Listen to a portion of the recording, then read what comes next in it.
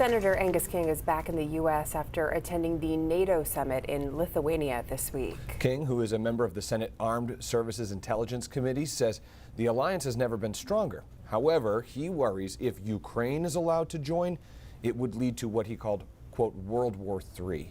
The summit comes as the U.S. committed more aid to Ukraine in its fight against Russian forces, including supplying controversial cluster bombs. Senator King told Zach Blanchard, for Ukraine, the benefits outweigh the risks.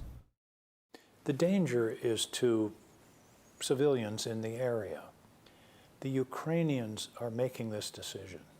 In other words, they're the ones that are at risk, and they believe that the risk of not using the munition that will help them get rid of the Russians is of greater danger to their people than the residual danger of the cluster munitions. But a number of major countries around the world have said banned them. These aren't right. These aren't ethically, they're ethical. They're not safe. It would be one thing if nobody was using them. In other words, if there was an agreement, nobody's going to use them.